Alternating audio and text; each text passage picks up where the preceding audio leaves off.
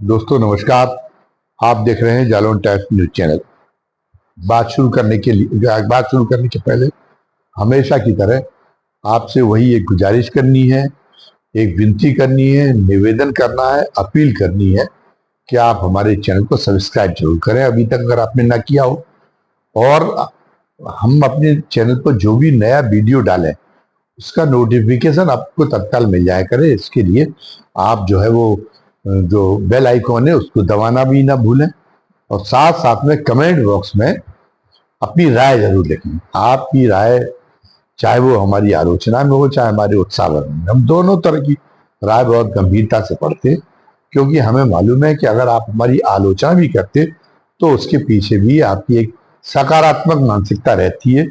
कई बार विचारों के प्रभाव में हम जो है अपने दृष्टिकोण को, मानवीय कमजोरी है, हम अपने एक गलत दिशा में हम अपना दृष्टिकोण बना के गलत दिशा में अपने दृष्टिकोण को ले जाके और वो चीजों को प्रस्तुत करते हैं जिसमें कई त्रुटियां आती हैं। तो अगर आपकी आलोचना से अगर हमें ये एहसास होता है कि हमने इस मामले में जो दृष्टिकोण निर्धारित किया था वो गलत था, इसलिए पूरे निष्कर्ष हमारे गलत हो गए, तो हमें अगली बार सहूलियत मिलेगी कि हम अपने दृष्टिकोण को कैसे दुरुस्त बना सकें। जो गलतियां आ गई थी या आ जाने वाली हैं उनको हम कैसे दुरुस्त कर सकें।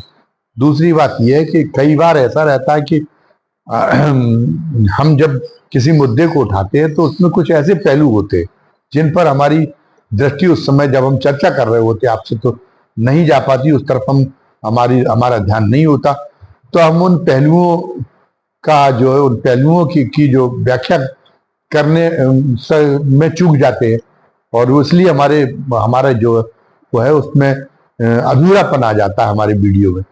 तो हमें उस अधूरेपन को दूर करने में भी सहायता मिलती जब उन पहलुओं की ओर आप के माध्यम से आप अपने अपने विचार जो रखते हैं कमेंट बॉक्स में, उनके माध्यम से जब हमारा ध्यान उन पहलुओं की ओर चला जाता है तो हम अगली बार जो वीडियो बनाते हैं वो उन पहलुओं की भी चर्चा का ध्यान करना रखते हैं जिससे हमारा वीडियो में और परफेक्शन आता है और पूर्णता आती है। खैर, बाबा रामदेव का मुद्दा भी शांत होने का नाम नहीं ले रहा। अब बाबा रामदेव के कई जो है हिमायती इस बीच में आगे आ गए। शुरू में जब सुप्रीम कोर्ट में उनके मामलों को लेकर सुनवाई चल रही थी तो तब तो कोई इतनी उनकी तरफदारी नहीं हो रही थी, तब उसमें कोई बड़े बड़े षड्यंत्र नहीं ढूंढे जा रहे थे। लेकिन अब जब सुप्रीम कोर्ट के वो जो 2 सदस्यीय पीठ है वो इस कदर जो है उनसे ताव खा गई पीठ की, उसने कहा कि आपने माफी मांगी हो, कुछ भी किया हो ना, तो हमें आपकी माफी स्वीकार है और हम आपकी ने जो जरूरत की है कंटेम्प्ट करने की और कोर्ट को गुमराह करने की, उसके लिए हम आपको जेल भेज के ही मानेंगे। तो अब बाबा रामदेव की घिघी बंधी हुई है। तो अब जो है अब क्या है कि अब एक बाहर एक वातावरण पैदा करने की कोशिश की जा रही जिससे सुप्रीम कोर्ट के उन जजेस पर दबाव बने और वो जजेज बाबा रामदेव को मुफ्त में बरी कर। अभी इस बात की एक कोशिश कर दी जा रही है, इसके लिए उनके माहौल तैयार किया जा रहा है।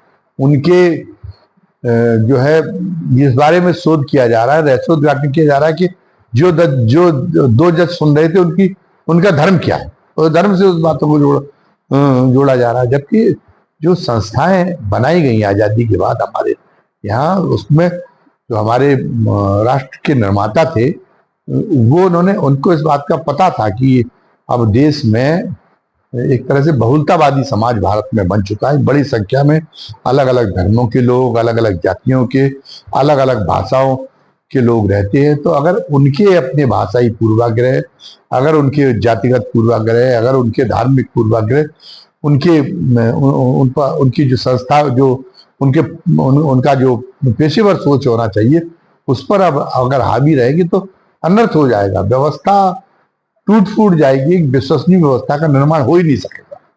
तो उन्होंने ऐसे मानक, ऐसे नॉर्म्स निर्धारित किए कि एक तरह से एक पेशेवर ऊंचाई उनके अंदर विकसित हो और वो सारी जो ये संकीर्ण जो सोच है उन सबसे अपने आप को परे करके जब किसी संस्था के बारे में कोई जो है अपना अपना वो कर्तव्य अदा कर रहे हो तो उससे परे होकर वो काम कर सके। तो सुप्रीम कोर्ट के जजेज में ये बहुत बड़ा लांछन है, और ये तो एक तरीके से हमारी उन संस्थाओं को कमजोर करने का, जो एक तरह से देश की नींव को कमजोर करने का के बराबर का काम है। इस मुद्दे पर सुप्रीम कोर्ट के जजों की नीयत पे उंगली उठाना ये तो वैसी बात है। तो ये एक काम, लेकिन एक अनर्थ चल पड़ा है, तो ये अनर्थ इसमें आगा पीछे सोचे बिना इस पर विचार नहीं किया जा रहा है। उनको ये भी ख्याल नहीं आता कि अभी हाल में जो जो अयोध्या में विवादित स्थल पर राम मंदिर बनाने का जो फैसला जो सुप्रीम कोर्ट की बेंच ने दिया, उस बेंच में इतर धर्म के जज भी शामिल थे, और वो जज, उन जजों का भी फैसला वही था। कुल मिला के आम राय जैसा फैसला तो सुप्रीम कोर्ट की पूरी बेंच का। तो वो अगर जजेज अगर सुप्रीम कोर्ट के जजों पर ये अगर आप एक अनुमान है कि ये परसेप्शन ये बना देंगे कि वो तो अपनी धार्मिक सोच के आधार पर मतलब काम करते हैं, तो इसलिए जो है गैर धर्म का जो जज है वो सुप्रीम कोर्ट में बैठाने लायक नहीं है। इससे तो हमारी जो साख, जो आजादी के बाद लोकतंत्र, अमेरिका वगैरह में तो लोकतंत्र को परिपक्व होने में सैकड़ों साल लगे, इंग्लैंड में भी सैकड़ों साल लगे, लेकिन जो हमारी उपलब्धि रही है कुछ दशकों के अंदर, जो उस लोकतंत्र में संस्थाओं की ऊंचाई को जो हमने दशकों के अंदर ही मात्र प्राप्त कर लिया है, वो उस नाते जो हमें पूरी दुनिया में प्रतिष्ठा मिली हुई, उस पूरी प्रतिष्ठा को हम धूल धूसरित करने का काम करेंगे अगर ऐसी हम ऊंची एक सोच को पालेंगे। लेकिन राजनीतिक लाभ के लिए हर तरह की क्षुद्रता मंजूर है। देश का बेड़ा गर्क होता हो तो हो जाए। तो अब इस दिशा में मोड़ा जा रहा बाबा रामदेव का मामला कि ये बाबा रामदेव ने जो योग को और जो है आयुर्वेद को जो प्रतिष्ठा दी, इसलिए इसके कारण सारे गैर धर्मावलंबी और फार्मा इंडस्ट्रीज के जो लोग हैं वो लोग बाबा के पीछे पड़ रहे हैं, और हमारी जितनी संस्थाएं, हमारे विरोधी दल हैं, वो सब उनका सहयोग कर रही हैं। और इसलिए पूरा बाबा तो बड़ा पाक साफ। हमें भी इसमें इसे स्वीकार करने में कोई ऐतराज नहीं कि बाबा ने जो है, बाबा रामदेव ने योग को नए सिरे से विश्व स्तर पर प्रसिद्धि प्रदान की, उसको स्थापित करने का एक नए सिरे से काम किया। ये इसमें हमें भी कोई ऐतराज नहीं है। इसमें कोई सुप्रीम कोर्ट ने भी ये नहीं उस पर उंगली उठाई कि नहीं वो जो है उन्होंने योग के लिए कोई काम नहीं किया, और हमें भी आपत्ति नहीं, और सुप्रीम कोर्ट ने भी ऐसा नहीं कहा। सुप्रीम कोर्ट की भी राय ये नहीं है कि नहीं आयुर्वेदिक पद्धति की, योग की कोई उपयोगिता नहीं है। एक समय हो सकता है कि जब ये आयुर्वेद अपने चरम वैभव के दौर पे हो, योग चरम वैभव के दौर पे हो, उस समय विश्व में सबसे सर्वश्रेष्ठ चिकित्सा पद्धति यही हो। लेकिन कालांतर में ये हुआ कि आज के समय क्या है, आज एलोपैथी उससे बहुत एडवांस है, आयुर्वेद से और योगा से बहुत एडवांस है। अभी देखा रामभद्राचार्य बीमार पड़ गए थे। रामभद्राचार्य को तो बड़ा शास्त्रों का बड़ा ज्ञान है, उनको पद्मश्री भी से भी नवाजा गया है। तो रामभद्राचार्य को तो आयुर्वेद के शास्त्रों, आयुर्वेद के भी ग्रंथों का बड़ा ज्ञान हुआ, लेकिन जब उनके पता चला कि जीवन पे बन आई तो वो भर्ती कहाँ हुए, वो एम्स में हुए। कोरोना के समय जो है ये भी बहुत बुरी तरह बीमार पड़ गए थे हमारे केंद्रीय गृह मंत्री अमित शाह भी। तो अब वो तो भारतीय जनता पार्टी में काम कर रहे, भारतीय संस्कृति के बहुत सच्चे मन से भारतीय संस्कृति की गरिमा को प्रतिष्ठापित करने का काम कर रहे हैं।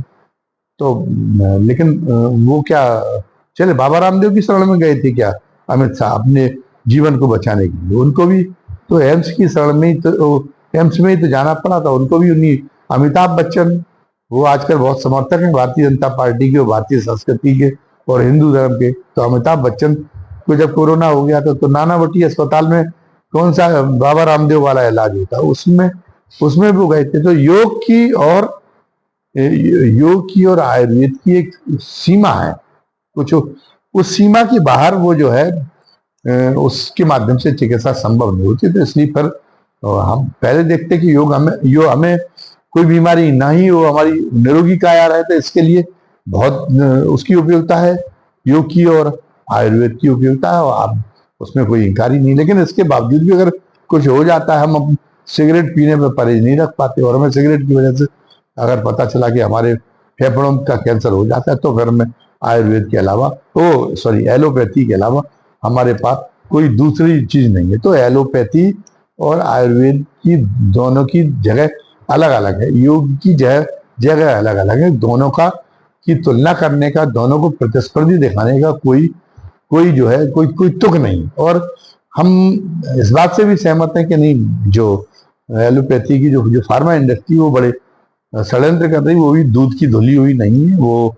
भी मुनाफे के लिए किस ढंग से जो है वो काम कर रही है, ये बात किसी से छुपी नहीं है। और कई उसकी दवाओं पर प्रतिबंध लगाना पड़ता है, और वो पता चला 10 पैसे की चीज और 1000 रुपए में बेचने का वो महारत रखते हैं, और सरकारें निरुपाय हो रही है उन फार्मा इंडस्ट्री की उस पर। लेकिन उसका संबंध, उसकी वजह से वो फार्मा इंस्टीट्यूट की कुछ चक्रों, और उस पर आप वो मुद्दा एक अलग है चर्चा, उसकी वजह से आप बाबा रामदेव को बरी कर दें, इसकी कोई तुक नहीं। बाबा रामदेव के पहले भी ऐसा नहीं कि भारतीय जनता पार्टी के ये जो एंकर है, तो भारतीय जनता पार्टी के समर्थक ये बात को साबित कर रहे हैं कि आयुर्वेद को तो तभी बढ़ावा मिला जब, तभी जो है योग को बढ़ावा मिला, और भारतीय पद्धतियों के माध्यम से ही अब केवल चिकित्सा करने की लाभ, और बिल्कुल ऐसा जो है निदान करने की तरफ ये सरकार आगे बढ़ रही, जिसमें किसी दूसरे पैथी की जरूरत ही नहीं पड़े, ऐसा भ्रम पैदा करने की कोशिश कर रही है। लेकिन अगर आयुर्वेद की अन्य सरकार इतनी विरोधी होती तो उसके पहले डाबर कंपनी इतने दशकों से कैसे फल फूल रही, वैद्यनाथ इतने दशकों से कैसे फल फूल रही, और भी तमाम सारे सैकड़ों कंपनियां जिनकी अपनी साख है। बाजार में तो हालत ये है कि जिस ढंग से जो अगर ये षड्यंत्र होता तो भारतीय जनता पार्टी शासित राज्यों में भी जो इनके प्रोडक्ट की सैंपलिंग हुई है पतंजलि की, वो प्रोडक्ट फेल पाए गए, वो जो है वो नमूने जो लिए गए वो नमूनों में मिलावट पाई गई। आज लोग जो है डाबर का मांग लेते हैं, और तमाम सारी जो अप्रतिष्ठित कंपनियां, लोग इससे परहेज करते हैं। पतंजलि को लोग कुछ इनके प्रोडक्ट को छोड़ के अन्य प्रोडक्ट में बड़ा फ्रॉड समझने लगे। इनकी भस्मों पर विश्वास नहीं करते, क्योंकि भस्मों में बहुत ही स्वर्ण जैसी, सोने गोल्ड जैसी कीमती धातु मिलाई पड़ती है, और कीमती तमाम मान सामग्री। तो ये था कि ये एक धारणा बन गई कि ये अपनी ज्यादा मुनाफा कमाने के लिए ये उनका जो है कुछ और अल्टरनेट जो वास्तव में वैसे परिणाम नहीं देता जैसे ओरिजिनल स्वर्ण देता है, वो इसमें मिला देते हैं। तो इस बीच में इनकी प्रतिष्ठा इन कारणों से बहुत ज्यादा गिरी है बाबा रामदेव की। तो बाबा रामदेव के खिलाफ माने पूरे आयुर्वेद के खिलाफ कार्य, तो बाबा रामदेव के मामले में आप जैसा स्यापा कर रहे हो, जैसा मर्तिया पढ़ रहे हैं, तो फिर आप ये बताएं कि वो कैसे फल फूल रही, वैद्यनाथ और ये तमाम सारी कंपनियां कैसे चल रही। ईमानदारी के साथ में आयुर्वेद को बढ़ाने का काम होना चाहिए, तब आयुर्वेद अभी प्रतिस्पर्धा में जहां छोड़ने लायक होगा वहां वो एलोपैथी को पीछे छोड़ देंगे। लेकिन बाबा रामदेव ने सरकार की जो मेहरबानियां है, सरकार जो मौजूदा सरकार का जो अनुग्रह उनको प्राप्त है, उसका लाभ उठा के जो करतूत है उनने शुरू कर दी थी, उससे आयुर्वेद की महिमा नहीं बढ़ रही थी, आयुर्वेद की महिमा घटने का काम हो रहा था। हम आखिर क्यों अपने तमाम सारी जो ज्ञान विज्ञान में क्यों पिछड़ गए? क्योंकि हमने अपने आप को अपडेट करने पर ध्यान नहीं दिया। आयुर्वेद में भी अपडेशन की बहुत जरूरत है। रामदेव के अलावा जो अन्य फार्मेसी हैं वो इस क्षेत्र में काम कर रही हैं, और वो जो श्री रविशंकर है, रामदेव के प्रोडक्ट उनके महंगे जरूर हैं वो, लेकिन वो ज्यादा विश्वसनीय माने जा सकते। रामदेव के प्रोडक्ट विश्वसनीय नहीं माने जाते, और वो कह रहे कि नहीं, वो तो रामदेव की जो है एक हमने एंकर को आज कहते सुना कि वो कह रहे थे कि नहीं, रामदेव को जिस एक्ट के आधार पे रामदेव का ये माना गया कि उन्होंने विज्ञापन करके फरेब किया है, वो 1954 में बना हुआ है एक्ट, और उसमें ये कहा गया है कि जो धार्मिक जादू से जो चिकित्सा जो इलाज किया जाता है, जिस इलाज का दावा किया था वो न किया जाए। इतनी जो बीमारियां हैं ये इनका निदान होने योग्य नहीं है, इसलिए इसका कोई दावा ना करे, और दावा करे तो वो उसका क्लिनिकल पर्याप्त ट्रायल हो। तो उन्होंने कहा कि ये काम हो रहा है कि उन बीमारियों के बारे में आप दावा ना करें, तो उन्होंने कहा कि ये जब इनके सहारे जब भारतीय जनता पार्टी की सरकार नहीं थी उन राज्यों में जो है उन तो तब तो जो है जो ईसाई मिशनरियां थी जो धार्मिक जादू से और बीमारियां हल करने का दावा करती थी, जो मुस्लिम थे उनको बढ़ावा मिल रहा था और हिंदुओं का दमन हो रहा था। अब इससे झूठ क्या बड़ी बात हो सकती है। तो उन्होंने एंकर महोदय ने बताया कि पंजाब में जब से जो है पंजाब में ये होता है कि पंजाब में इसी सिखों की संस्थाओं में भी, गुरुद्वारों में भी ईसाई मिशनरियों के बोर्ड लगे हुए।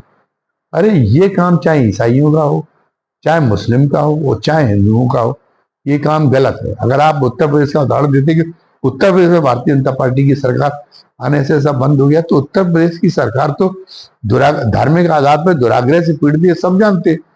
वो उसने अगर रोका है ये अंधविश्वास, अगर किसी को रोका है अंधविश्वास के आधार पर, जादू टोने के आधार पर इलाज करने से, तो वो उनके बारे में तो सख्त है।